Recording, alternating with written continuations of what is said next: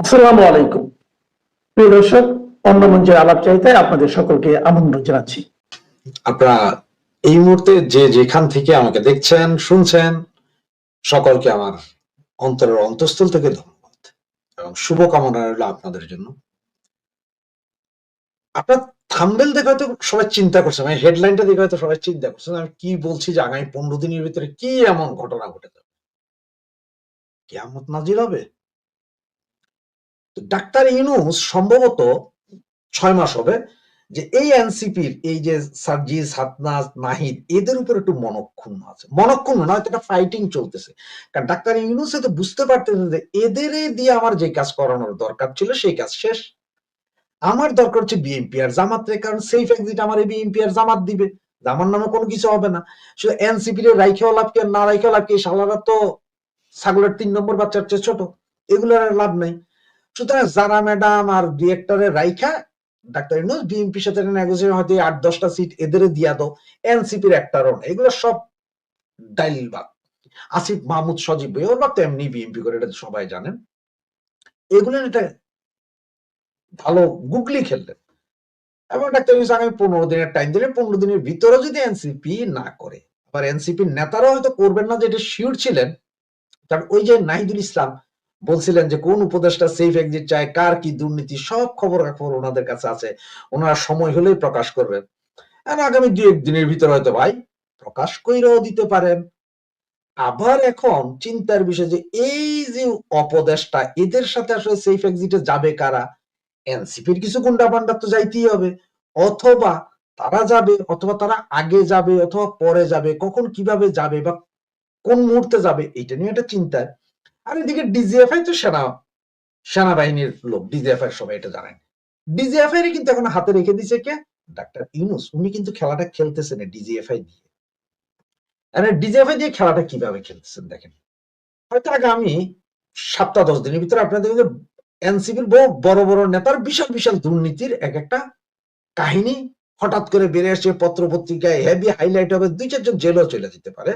আর যদি জেলে যাইতে না হয়, যদি ওনারা আবার সেনাবাহিনীর সাথে একটা লিয়াজু মেনটেন করে ফেলতে পারেন, তাহলে হয়তো কোনো মতো হয়তো পার পাইয়া যেতে পারেন, অথবা ভাইগা যেতে পারেন, আর না হলে জেলে যাবেন, আর না হলে হয়তো গুম হবেন, ওই যে জামাত নেতার মতো গুম হয়েও যেতে পারেন। কোনটা হবে সেটা হচ্ছে আগামী 15 দিনের খেলায় নাহিদুল ইসলাম তারা কি কি প্রকাশ করবেন, ডাক্তার ইউনূস কোন কোন ভাবে গুগলি বল করবেন, এগুলো দেখার বিষয়। তো একটু ভাইবা দেখেন, যারা নিয়োগকর্তা তারা আজকে সাইন করলো না, তাদের সাথে কথা নাই, তাদের সাথে বার্তা নাই, তারা আশপাশে আসতে পারে না। এবং একটা জিনিস মনে করেন, ওই যে 5ই আগস্ট যেদিন সনদ প্রথম হয়েছিল, মনে আছে, আগস্টের 5 তারিখ, সেই দিন নাহিদ তারা থাকলো, বাকিরা কিন্তু হঠাৎ করে কক্সবাজার গেছে। আবার কক্সবাজারে ওনারা ওই যে পিটার হাঁস কাশকাশ ওর সাথে নাকি দেখা করতেছে, এইটা কিন্তু প্রচার করছে কারণ বিএনপি আলারা ওখানে হোটেল ঘেরাও দিছে। এরপরে যে আমরা সবাই জানছি, তো বিএনপি এই যে 8 মাস 9 মাস আগ থেকে কিন্তু এটা আসলে গুগলি যে চলতেছিল, কেউ হয়তো বুঝে উঠে পারে নাই, এনসিপি তো পারেই নাই।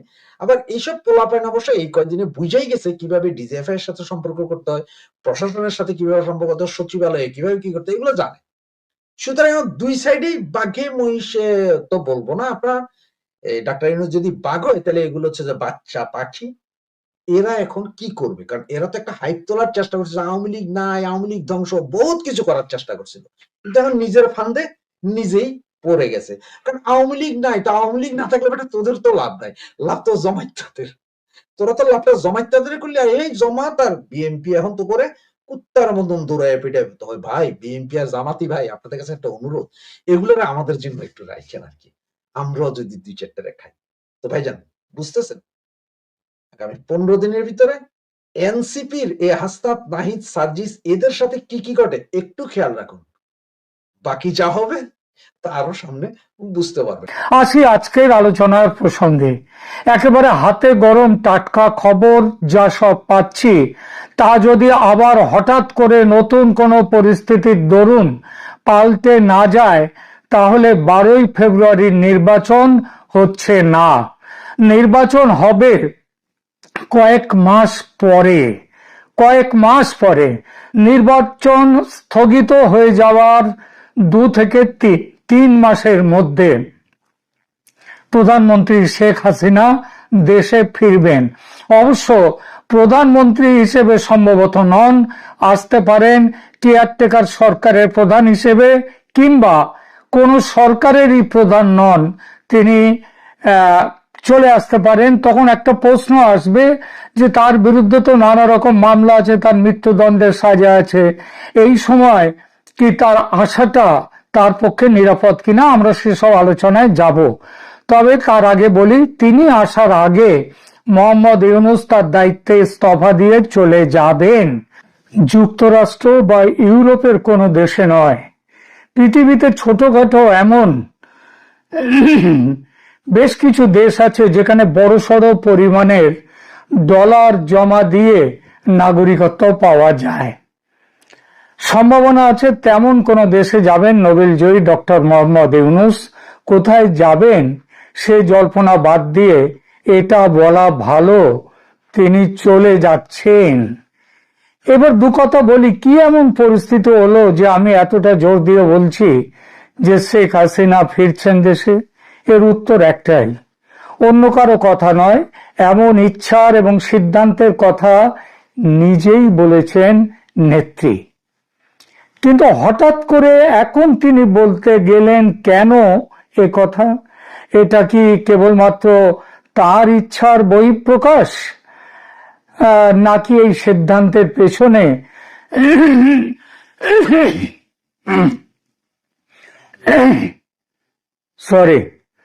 নাকি এই সিদ্ধান্তের পেছনে বড়সড় কোনো কারণ আছে? দেখা যাক সেটা। ভারত বিগত বেশ কিছু মাস ধরে বলে আসছে বাংলাদেশে স্বচ্ছ, মুক্ত এবং সমস্ত দলের অংশগ্রহণের মাধ্যমে হওয়া একটি নির্বাচনের কথা।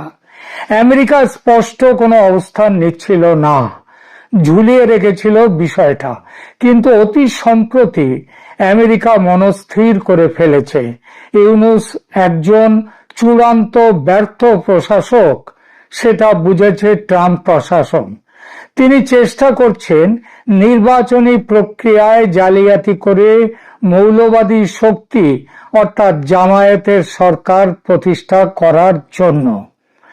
বাংলাদেশ মৌলবাদীদের হাতে চলে যাক, এটা একেবারেই চাইছে না আমেরিকা।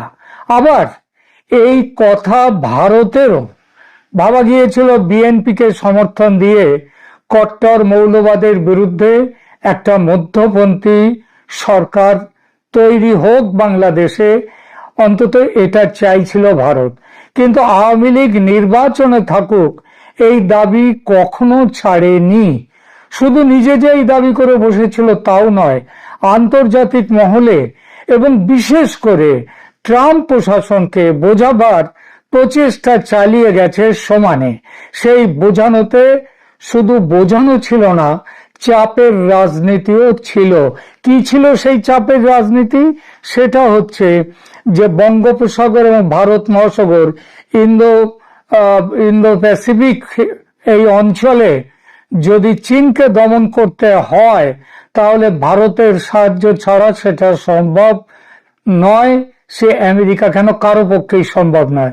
সুতরাং চীনকে দমন করতে গেলে ভারতের বাংলাদেশ নীতিকেও সমর্থন দিতে হবে, কারণ বাংলাদেশের ওপর দিয়ে চলে গিয়েছে কিন্তু চীনের ওই যে বলে বেল্ট অ্যান্ড রোড প্রকল্প। আর তারই ফলশ্রুতিতে আমেরিকা আজ বাংলাদেশ নিয়ে যা ভারত চায় তাতে সহমত হয়েছে। গত কয়েকদিন ধরে ভারতের ইউনূস সরকারের বিষয়ে যে খবর দেখতে পাচ্ছেন বিভিন্ন সোশ্যাল মিডিয়া এবং মিডিয়াতে, আপনারা দেখবেন তাতে সবাই প্রায় বহু জায়গাতে দু তিনটে বিষয় উঠে আসছে। একটা বিষয় হলো যে নির্বাচন হচ্ছে না, 12ই ফেব্রুয়ারিতে নির্বাচন স্থগিত হয়ে যাচ্ছে। দ্বিতীয় সেটা হচ্ছে ইউনূস এখন দেশ ছেড়ে অন্য কোনো জায়গায় তিনি সেফ এক্সিট নেয়ার চেষ্টা করছেন। এবং এই সমস্ত কথাগুলো যে হচ্ছে সেটা এমনি আগেই বলেছি, এগুলো ওই বাতাসে ভাসা কথা নয়। ভারতের যে আমেরিকার রাষ্ট্রদূত, যিনি আবার দক্ষিণ এশিয়া এবং মধ্য এশিয়ার দায়িত্বপ্রাপ্ত, তিনি আগে সেই পিটার লুট থেকেও তা এনার দায়িত্বটা বেশি। তো তিনি চাইছেন, তিনিও এই ব্যাপারে ভারতের সঙ্গে কথা মোটামুটি সমস্ত কিছু ঠিক হয়ে গেছে, এবং শুধু সেটাই নয়, শেখ হাসিনার সঙ্গেও শোনা যাচ্ছে আমেরিকার দূতের, ভারতে আমেরিকার দূত, এমনকি বেন ক্রিস্টেনসন যিনি ঢাকায় আছেন আমেরিকার দূত হয়ে, তাদের সাথে আওয়ামী লীগের কথা হয়েছে। আওয়ামী লীগের নির্বাচনে ফেরা এবং দলের ভবিষ্যৎ নেতৃত্ব নিয়ে বর্তমানে বাংলাদেশের রাজনৈতিক মহলেও একটা ব্যাপক আলোচনাও শুরু হয়েছে। যে এই প্রশ্নটা উঠে এসছে, যদি শেখ হাসিনা আওয়ামী লীগ দলের ওপর থেকে অবস্থা যদি তুলে নেওয়া হয়, যদি তাদের ওপর থেকে স্বীকৃতি মানে নিষেধ যেটা রয়েছে সেগুলো যদি তুলে নেওয়া হয়, তাহলেও এই পরিস্থিতিতে আওয়ামী লীগ বাংলাদেশে ভোটে অংশগ্রহণ করবার মতো ক্ষমতা তার আছে কিনা, দলকে নেতৃত্ব দেবে কে।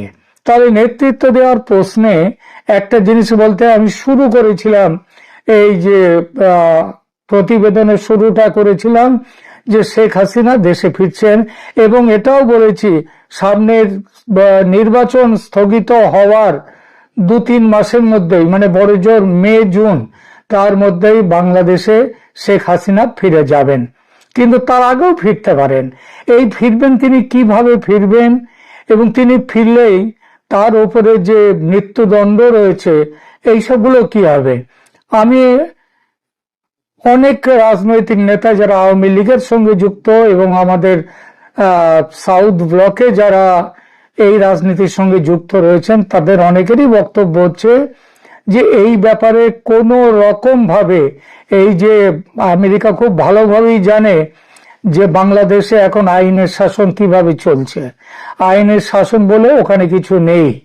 সেখানে এখন শাসকের যে শাসন, শাসকের হুকুমে, শাসকের মতে চলে সেখানকার বিচার ব্যবস্থা। ফলে ইউনূসের পতন ঘটলে, ইউনূস যখন চলে যাবেন তার আগে কিংবা তার পরেও যে এখন রাষ্ট্রপতি একটি অর্ডিন্যান্স জারি করে তিনি শেখ হাসিনার মৃত্যুদণ্ড দেয়া হয়েছে, যে আন্তর্জাতিক অপরাধ ট্রাইব্যুনালে তার যে তার যে বিচার, সেই বিচারটাকে তিনি নস্যাৎ করে দেবেন, নেগেটিভ নালিফাই করে দিয়ে দেবেন তিনি। তো এই যে ব্যাপারটা রয়েছে, এটা যে কোনো মুহূর্তে হতে পারে। সুতরাং সেই মুহূর্তে শেখ হাসিনার দেশে না ফেরার, এবং ফিরলে তার যে না ফেরার কোনো কারণ নেই, এবং ফিরলে তাকে মৃত্যুদণ্ডের মুখোমুখি হতে হবে এটারও কোনো কারণ নেই, কারণ আইনগতভাবেই এগুলো তুলে দেয়া হবে। সুতরাং এখন তাহলে আর যদি একটা প্রশ্ন এখানে এসে যায় যে এর বিরুদ্ধে এখন মাঠ পর্যায়ে যদি নির্বাচনটা খুব বেশি না পেছায়, তাহলে মাঠ পর্যায়ে কিভাবে এই ব্যাপারগুলো কিভাবে নির্বাচনের মুখোমুখি হবে। তার জন্য আওয়ামী লীগ একটি দ্বিতীয় বিকল্প সেটাও তৈরি করে রেখে দিয়েছে। সেটা হচ্ছে এখানে কারো সম্ভাব্য নেতৃত্ব দিয়ে মাঠ পর্যায়ে আওয়ামী লীগের প্রচার অভিযান শুরু করে দেয়া, সেটাও শুরু হয়ে গেছে। আমি একটা কথা প্রসঙ্গে আপনাদের বলেছি এখানে, যে আওয়ামী লীগের যখন এই সরকার চলে যাবে, অন্তর্বর্তী সরকার, তখন একটা কথা উঠবে যে সেখানে অন্তর্বর্তী সরকারের পরিবর্তে কি ধরনের সরকার সেখানে আসতে পারে। সেখানে আমি বলেছি কেয়ারটেকার সরকার কথা চলছে। এই কেয়ারটেকার সরকারের প্রধান হয়েও শেখ হাসিনা ফিরে যাবেন দেশে। তার কারণ হলো আইন অনুযায়ী, সংবিধান অনুযায়ী এতদিন যে সরকার ছিল সেই সরকার অবৈধ, এবং এই সরকারের বিদায়ে বরং সংবিধানকে ফিরিয়ে আনার সম্ভাবনা তৈরি হচ্ছে। অর্থাৎ শেখ হাসিনাই প্রধানমন্ত্রী হিসেবে ফিরতে পারেন। কিন্তু এখানে একটা বিরোধিতাও চলছে যে দেশের মানুষের কাছে একটা যে গত 2024-এর যে জুলাই অভ্যুত্থান, সেই অভ্যুত্থানের কথা মাথায় রেখে একটা মধ্যবর্তী পথ বার করার চেষ্টা হচ্ছে।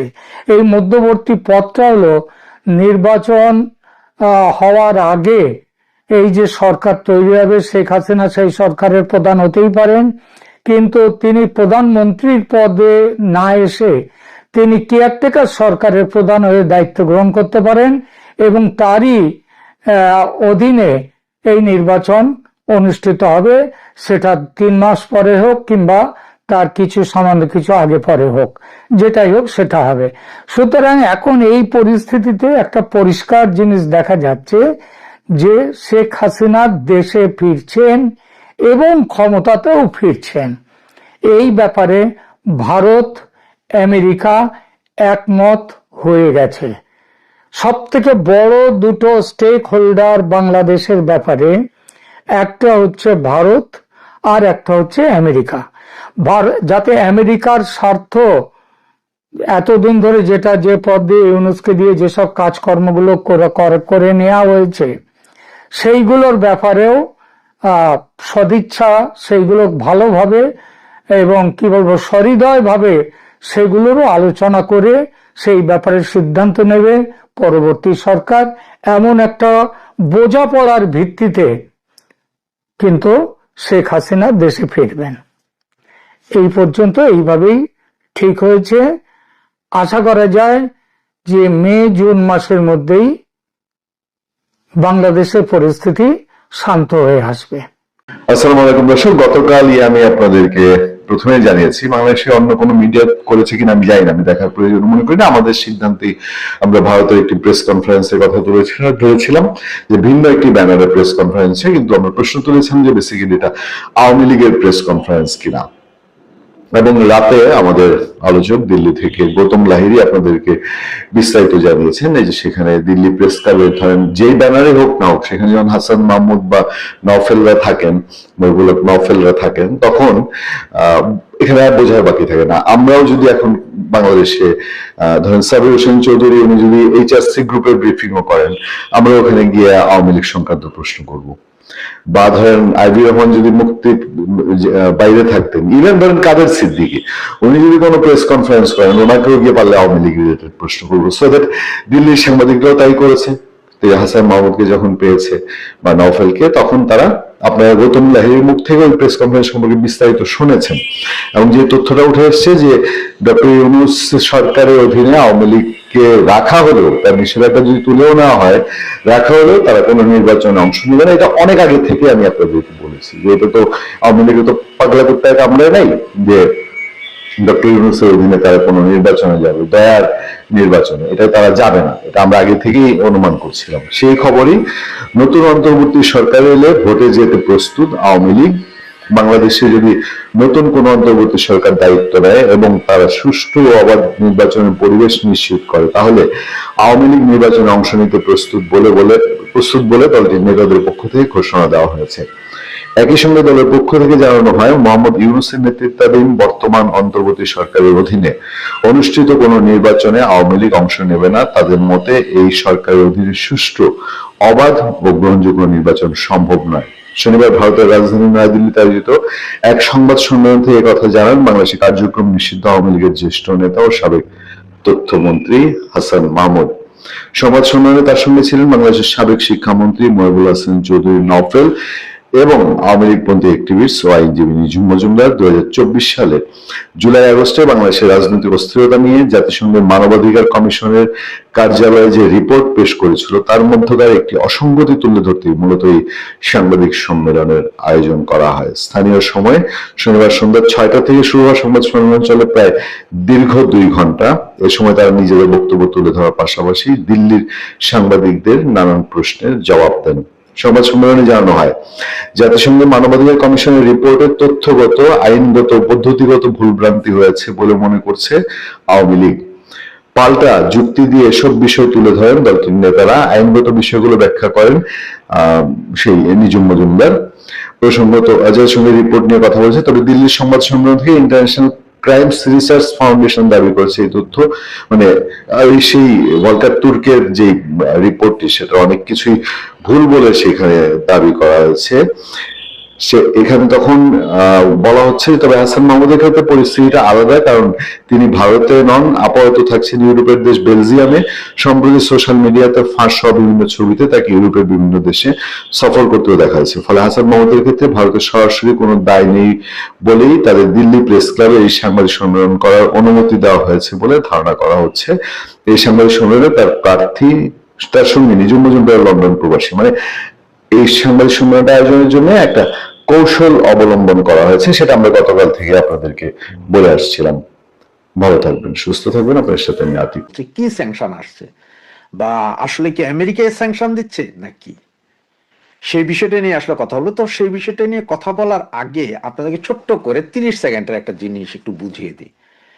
আমি গতকালকে আমার যে কন্টেন্ট ছিল, বা অনেকে যে কন্টেন্ট করেছেন, তার আগের দিনের যে কন্টেন্ট ছিল, এগুলোতে এখন আস্তে আস্তে অনেকেই কন্টেন্ট করছেন, সুতরাং আপনাদের বিশ্বাসযোগ্যতা অর্জন করছে যে জি আমি যেগুলো বলেছিলাম সেগুলো সত্যিই বলেছিলাম।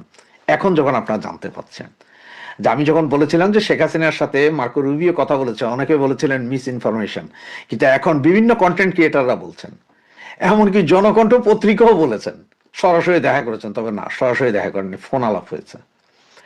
তো যে বিষয়টা নিয়ে কথা বলছিলাম যে গতকাল দুপুরবেলা জামাত, সকালবেলা বিএনপি, এবং তার আগে আপনার ডাক্তার ইউনূসের সাথে আমেরিকা যে বৈঠকগুলো করেছে বা ভার্চুয়ালি বৈঠক করেছে, সেগুলোতে একটা জিনিসই আমেরিকার ছিল, যে আমরা যা করেছি ইন্ট্রিমের সাথে, আমরা যেসব চুক্তিগুলো করেছি এগুলো তোমাদের আমলে বৈধ থাকবে কিনা, বা তোমাদের আমলে তোমরা এগুলোকে সাস্টেন করাতে পারবে কিনা। জামাত বলেছে স্যার আপনারা যা বলবেন সব, আপনারা দরকার সব নিয়ে যান, কানাচে কানাচে পাড়ায় পাড়ায় ক্যাম্প খোলেন, কোনো সমস্যা নেই, আমগো ক্ষমতা চাই। বিএনপিও সেম। এবং ডাক্তার ইউনূসের সাথে যে বৈঠক ছিল, সেই বৈঠকে ডাক্তার ইউনূস অনুরোধ করেছিলেন যে কি বলেন, আমরা যেসব চুক্তিগুলো করেছি নন ডিসক্লোজার এই সেই, এগুলোর ব্যাপারে আপনাদের মতামত কি। বিএনপি বলেছে না না, আমরা সব ওকে, আমরা we are all okay, we have a plan, মানে আমরা একটা প্ল্যান আছে যে আপনারা যা করেছেন তাই ঠিক থাকবে, প্রয়োজনে আপনাকে রাষ্ট্রপতিও বানানো হবে। এই হচ্ছে যে বিএনপির মনোভাব। বিএনপির সাথে যখন আমেরিকান কূটনীতিকরা কথা বলেছে, তখন বলেছে যে হ্যাঁ আমরা রাজি আছি, কোনো সমস্যা নেই, কিন্তু বিএনপি জানেই না যে আসলে চুক্তিতে কি কি হয়েছে, কারণ এটা তো নন ডিসক্লোজার। সুতরাং বিএনপি জানে না। কিন্তু বিএনপি না জানার পরও বিএনপির কথা হচ্ছে, যদি দেশের 16 টুকরা করে 15 টুকরা আমেরিকাকে দেওয়া হয়, এক টুকরাতে আমি তারেক জিয়া প্রেসিডেন্ট, প্রধানমন্ত্রী হব, কোনো সমস্যা নেই। এটা হচ্ছে বিএনপির মূলধারা। তো এখন বলি যে স্যাংশন, আসলে স্যাংশনটা আসছে কেন? স্যাংশনটা যে আসছে বা স্যাংশনটা যে পড়বে, তার কিছু সিমটম দেখেন। এই যে Bangladesh interim government already Boeing এর সাথে একটা চুক্তি করেছে, 14টা এয়ারবাস, বোয়িং এর এয়ারবাস কিনবে ইউএস থেকে। আর সেই এয়ারবাস কেনার চুক্তির কারণে আপনার বাংলাদেশ বিমান পরিচালনা পর্ষদে যেই পরিষদটা আছে বা যার ডিরেক্টর আছে, তাদের মধ্যে সম্ভবত 3 থেকে 4 জন এটার বিরোধিতা করেছে। ওরা বলেছে যে ভাই এই মুহূর্তে বোয়িং কেনার দরকার নাই, আমাদের এমনি বিমানের লস, তার উপর আরো কিনা আমরা কত লস দিব, কোথায় বিমান যাবে তার কোনো হদিস নাই এখন।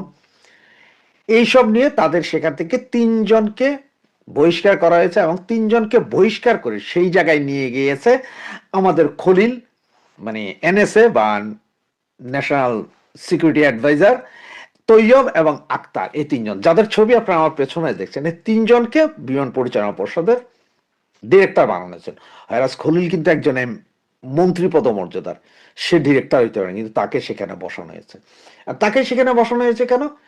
যাতে এই মাসের 30 তারিখের ভেতরে বিমানের সাথে ইউএস এর এই চুক্তি হয়ে যেতে হবে। এবং আমি আপনাদেরকে বারবার একটা কথাই বলছি যে এই মাসের 30 তারিখের ভেতরে প্রায় $9 বিলিয়ন আমেরিকাকে দিতে হবে অস্ত্র এবং বিমান কেনা বাবদ। এবং এই বিমান কেনার পরে, বিমান কিন্তু কালকে কিনলে পরশু দিন আসবে না, টাকা দিয়ে দিবেন 2031 সালে প্রথমে আমরা সাপ্লাই পাবো সম্ভবত 2টি বিমান, এরপরে ধাপে ধাপে বাকিগুলো পাবো। এই হচ্ছে যে অবস্থা। কিন্তু টাকা এখনই চলে যেতে হবে আমেরিকার ভান্ডারে। কারণ হচ্ছে যে আগামী ফেব্রুয়ারিতে ইলেকশনের পরে যদি কিছু হয়ে যায়, তার জন্যই 100% আমেরিকা এশিওর করতেছে যে আমাদের টাকাও পাবো, চুক্তিও আমাদের হয়ে যাবে। আর যার কারণে এই 3 পান্ডাকে বিমান পর্ষদে নেওয়া হয়েছে এবং যারা এটার বিরোধী করে তাদেরকে বহিষ্কার করা হয়েছে। এগুলো এখন ওপেন সিক্রেট। এর ভিতরে বাংলাদেশ সরকার এর আগে আরো 6-7 মাস আগে ইউরোপের সাথে এয়ারবাস কেনার একটা চুক্তির কথা বলেছিল এবং সম্ভবত চুক্তিটা একটা মৌখিক লিখিত নরমাল চুক্তি হয়েছে সম্ভবত এরকম, কিন্তু সেখান থেকে পিছিয়ে হচ্ছে, সেখান থেকে বিমান নিবে না। এরপর আবার ইউরোপের দেশগুলোর সাথে ইউরোফাইটার কেনার জন্য একটা কথাবার্তা চলছিল এবং সেটাও প্রায় শিওর ছিল যে 4টা বা 8টা ইউরোফাইটার কিনবে, সেটা থেকেও পিছিয়ে হটে এসেছে। এই সব ঘটনা যখন হচ্ছে তখন ওই যে আমেরিকার যে বোয়িং যদি না কিনে তাহলে আমেরিকা স্যাংশন দিবে এবং আমেরিকার স্যাংশনের দেখেন কিছু কিছু চিত্র দেখেন। আমেরিকার স্যাংশনের মধ্যে অলরেডি আপনার এই যে ভিসা, আপনারা যে ভিসা নিয়ে যাই সেটার উপর যেমন টোটাল কলাপস করছে। এরপর টুরিস্ট যাইতে হইলে আপনার 15 লাখ টাকা জমা দিয়ে এরপরে টুরিস্ট ভিসা নিতে হবে। এগুলো কিন্তু মোটামুটি একটা স্যাংশনের পর্যায়ে, এটা 100% স্যাংশন না, ইকোনমিক স্যাংশন না, কিন্তু এটা মানে আমরা তোমাদেরকে যে কোনো মুহূর্তে স্যাংশন দিতে পারি যদি তোমরা আমাদের এই জিনিস না নাও। এগুলো দেওয়ার পরও এরপরে বাকি চুক্তি যদি যেই সরকার আসবে সেই সরকার যদি না করে তাইলে আসবে মূল স্যাংশন। এইদিকে ইউরোপীয় ইউনিয়ন এরাও কিন্তু একটা স্যাংশন দিবে এবং ওরা যে দিবে এটা ঠিক, কারণ ওদের মধ্যে অলরেডি কূটনীতিক দৌড়ঝাঁপ শুরু হয়েছে যে এয়ারবাসের চুক্তি করার কথা থাকলেও এয়ারবাস না কিনে তোমরা বোয়িং কেনার জন্য যাচ্ছ। এটা কিন্তু বিশাল লস ইউরোপের জন্য, তারাও স্যাংশন দেওয়ার চিন্তা ভাবনা করছে। আর সেই চিন্তা ভাবনা থেকে আপনাদেরকে আজকে এই মুহূর্তে বলে দিই, একটু খোঁজ নিলেই পাবেন আপনারা, গ্যাপ, জারা এবং ম্যাঙ্গো সহ অলরেডি 6টা বৃহৎ ইউরোপীয় কোম্পানি তারা গুটিয়ে নিচ্ছে আমাদের দেশ থেকে তাদের বিজনেস। আপনি এটা অনন্ত গ্রুপে জানতে চাইলে তারা বলে দিবে গ্যাপের অবস্থা কি। এরপরে জারা, ম্যাঙ্গো, তারপরে আপনার অন্য আরো যেই 4-5টি বড় বড় কোম্পানি আছে যারা বিলিয়ন ডলারের গার্মেন্টস প্রোডাক্টে, তারা সকলে এখন আস্তে আস্তে বন্ধ করে দিচ্ছে এবং জানুয়ারির 30 তারিখের ভেতরে যখন বোয়িং এর সাথে চুক্তিটা হয়ে যাবে টোটালি কলাপস করে দিবে গার্মেন্টস সেক্টরের এই সব বড় কোম্পানিগুলো সবকিছু নাও। এরা সব চলে যাবে ভারতে অথবা চায়নাতে, যেখান থেকে ওদের এরপরে সুবিধা তারা সেখানে চলে যাবে। কারণ ইউরোপ বলতেছে যে তোমরা এখানে আমাদের এখানে উইদাউট ট্যাক্স বিহীন গার্মেন্টস পণ্য পাঠাও এবং সেই পণ্যে তোমরা লাভবান হও, আর আমাদের কাছ থেকে কিনা না কিনে তোমরা কিনবে আমেরিকা থেকে। ফর এক্সাম্পল আমেরিকাতে যদি বছরে যদি $50,000 গার্মেন্টস পণ্য যায়, সারা ইউরোপে যায় $2 বিলিয়ন। সুতরাং এটাই হচ্ছে যে কাহিনী।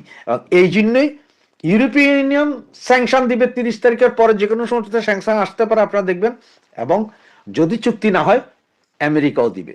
আর এদিকে যে নির্বাচন, আওয়ামী লীগ বিহীন নির্বাচন, এটা তো কি হচ্ছে আপনারা জানেন, এটা আসলে কোনো নির্বাচন না, এইটা হচ্ছে যে ইউনুসের যেই গভর্নমেন্ট আছে সে সরে যাবে, আরেকটা গভর্নমেন্ট আসবে, এবার যেই জিতুক এটা আসবে। এরপরে তো রাষ্ট্রপতিকে ইমপিচ করা হবে, তো রাষ্ট্রপতি আগেই বলে দিয়েছে যে উনি থাকতে চান না, সুতরাং উনি হয়তো ক্ষমতাটা দিয়ে চলে যাবেন। ইউনুস হয়তো এখানে একটা সুবিধা নিচ্ছে, বিএনপির সাথে এটা কথাবার্তা হয়েছে, এনসিপির সাথে কথাবার্তা হয়েছে, যেই জিতবেন জিতেন, আমাকে রাষ্ট্রপতি রেখে দিয়েন প্লিজ, আমার অনেক সহায় সম্পত্তি এই দেশে আছে, এগুলো রক্ষা করতে হলে আমার মতো 2-4-5 বছর আরো থাকতে হবে, এগুলোর একটা প্ল্যান।